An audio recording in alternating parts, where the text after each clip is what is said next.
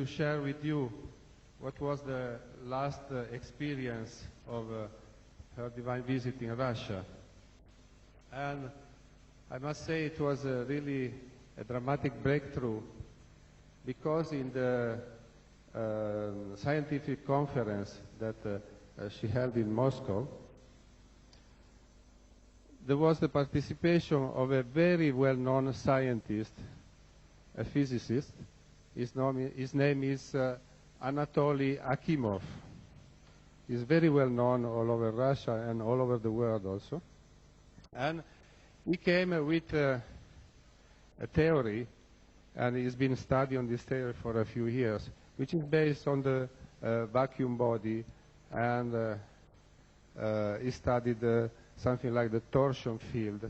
And he could explain in a very clear way, in a very scientific way, the vibration that Shri Mataji is emitting. So at the beginning he was studying some yogis which were meditating, and he could notice that they were emitting vibrations. There was an aura around them. But then when he came to Shri Mataji, when he saw her pictures, the miraculous pictures, then really he could find out what it was. And he said that in her case it was something which is infinite, which is unlimited. And also it was very nice because at one point, as a man of science, I have to admit that all the scientists that so far made some exceptional and unique discovery, I have to admit that all this didn't come through a scientific process, through the brain, we can say, but it came only through some divine inspiration. So we can mention Newton, we can mention Einstein, and so on. And he say also in my case, when I was studying and working on this theory, at some point when I saw the picture of Shri Mataji, then I got the inspiration. And then now Shri Mataji has invited him on September to come, and he has already written a book in Russia which will be translated in English, and he's preparing a new book on which, of course, the major topic will be this unique discovery. So now we have somebody who has scientifically proved what Shri Mataji is.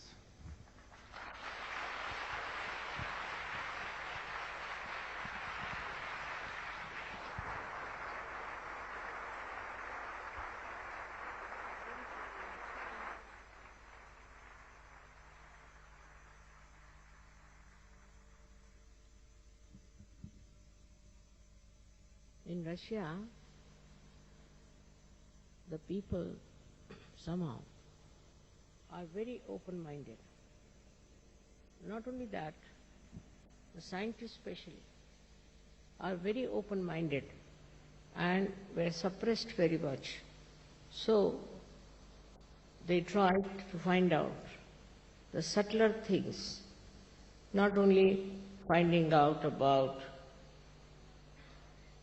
chemicals or about some physical properties of the light, but they wanted to go into the subtler side, and they had found out already a great deal of knowledge about the auras around the hand, auras around the body. They had done so much of research and was accepted all over the world, their findings. Now this gentleman was a specialist, I think, because he's a very well-known, very well-known person, and he's holding a very big position. He was saying that he has to run 150 organizations. Very humble and very nice person. And when he came out with this discovery, I was happy in a way, because scientifically, if it is proved, then nobody can challenge it. He has already written a book with all the algebraical complications of what he wanted to prove. And he said there is a vacuum. Beyond the consciousness, there's vacuum. And in that vacuum only you can know the reality. And once all this becomes the reality, it is a science. And that's how it is made into science. He showed so many of my photographs, especially the one where a lot of energy is coming out of my Sahasrara when we are on a boat. So he said she is the source of all the cosmic energy. And that's what his Adi Shakti is. She's the one who creates everything.